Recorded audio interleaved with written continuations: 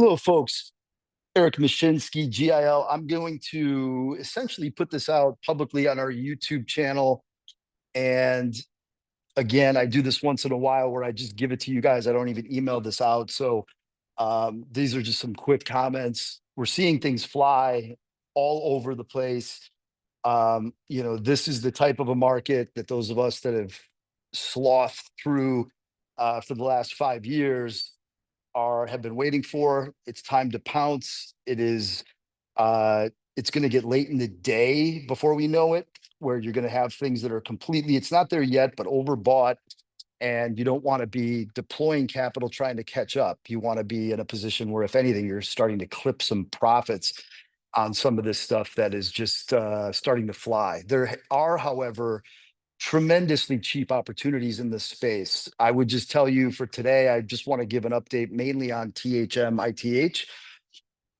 And then, if you guys want some other really cheap stuff, you need to be in the premium elite categories, period. I'm not going to share stuff over and over with folks. I really appreciate any support.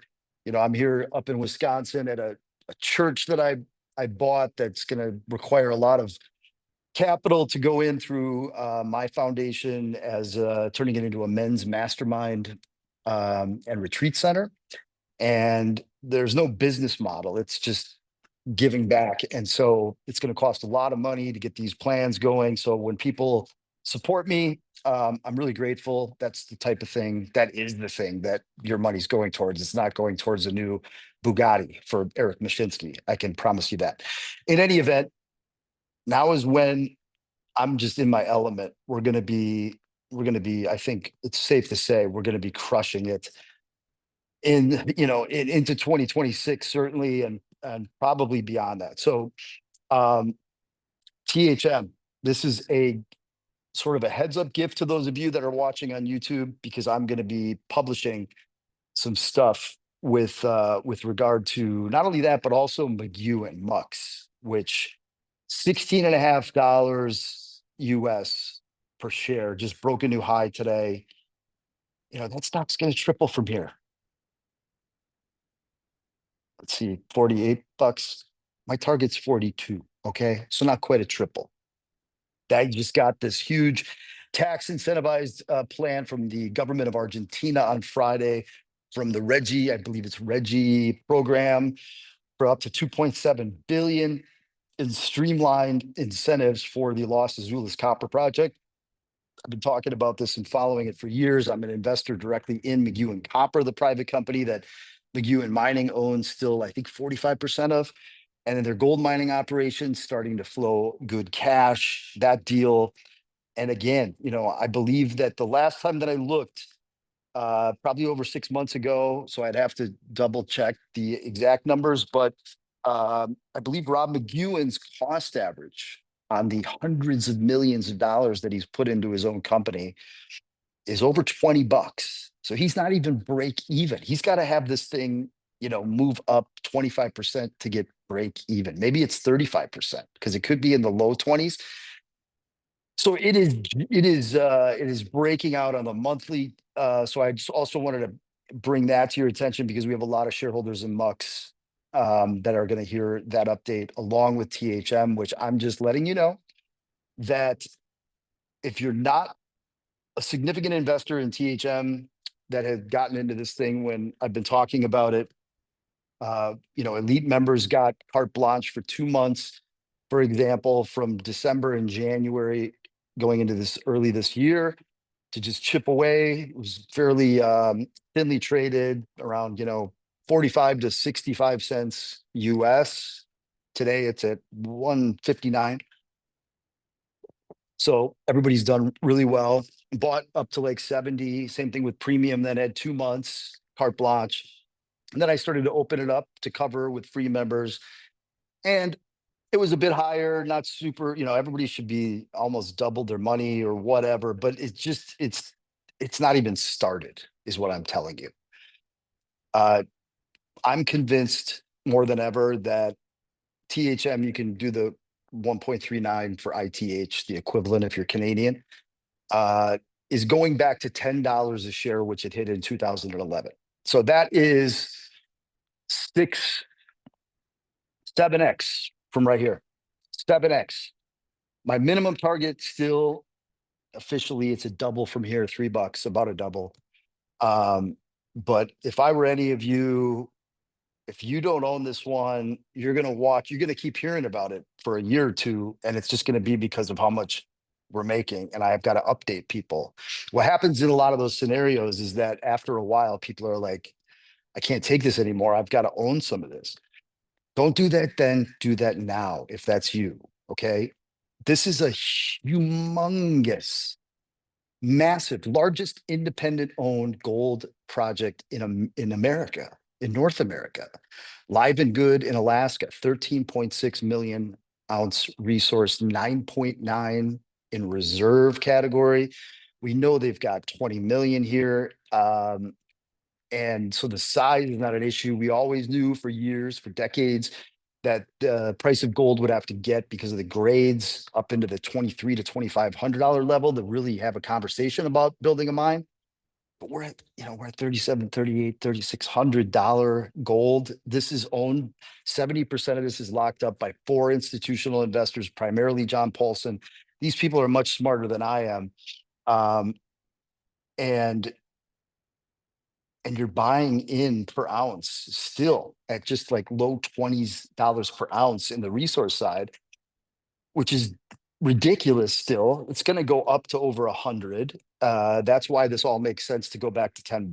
But the other thing that could spring load THM to continue to be the best performer, and now recently, the reason I'm even saying buy more or buy some for my people is because I've realized this is nowhere near done. Number one. Number two, THM came out of the gate in the big development asset size companies and outperformed everybody: Nova Gold, Seabridge, Vista, Northern Dynasty, et cetera. And then, it sort of is tapered off. This chart is perfect. It's nowhere near overbought. Vista, Seabridge, others, they've played catch up a bit in the last couple of months. So what I believe is going to happen is that THM is going to have an unleashing event where this up and to the right chart that has continued for sustainable moves is going to break up out of that channel at some point. And we know that in Q1, probably early Q1, this antimony study that they're doing, because they have millions of tons of antimony at Livengood that they've ignored in the past, because this asset, this critical mineral that now is so direly needed here and important, and is just grows incredibly in terms of its pricing, used to be a negative to have on a project. And there actually were financial penalties with companies that had and produced antimony as a toxic element, that now you include that in your economics. And THM, they've done so much work. I mean, there's like, I don't know what it is on their last feasibility. It's hundreds of pages of details. And if you dig in there, you can find out they've got millions of tons of antimony, which is stibnite, on the elemental period, the periodic table. They have grades in the 20% plus arena in there. Perpetua in Idaho, which we've talked about a lot because of Metallis, I've watched that deal go from under 100 million market cap, just like THM, to what is it today? 2.3 billion, because they have a 0.06% antimony byproduct. They have a lot of it on top of 6 million ounces of gold, which is higher grade than Livengood, but Livengood has double the resources as them, and they have 15% of the market cap. But think about it. John Paulson is the largest shareholder. His right-hand man, Marcelo Kim, is the chairman of both Perpetua and International Tower Hill Mines.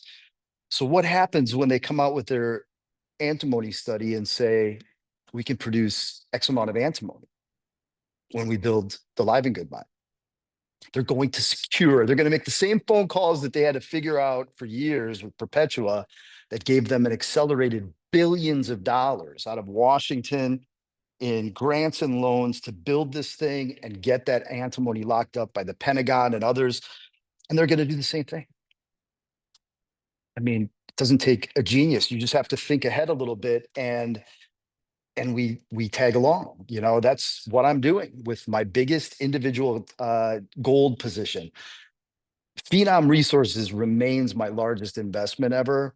Of money that I've put into anything, I'm down on my money. I'll have an update on that this week, and the worst is behind us on that. But THM, with the amount of money for a pure gold play that I've got in it, it's my big bet, my biggest bet on a listed company, a bit of a bigger entity, obviously, than, you know, market cap wise and stuff, than Phenom Resources. And that I also consider to be a gold vanadium investment. But here, you know, it's going to be gold antimony, but right now it's gold, and it's gold only. But we are going to see a dynamic moves in International Tower Hill in the months and over 2026, I believe. The issue is that if you don't have any of this on the books, and certainly if you take some on and or you have some and are waiting for a correction in the space, and just have that dialed in to make sure that once we get a correction across the board, you can end up getting some in that's wise as well, potentially. But the problem is going to be that when this stuff really kicks in, you're just not going to be able to catch it. You're going to be chasing it because it's going to explode when it's ready to the upside. It will. I'm very convinced of it, and I just wanted to share that with you guys. Perhaps I'll share this with our free e-letter members as well. But right now, I'm just going to activate it on YouTube. So those of you that see it organically, God bless you. Thanks for following, and take it to heart if you like. If you're already in it, all systems go. Cheers, guys.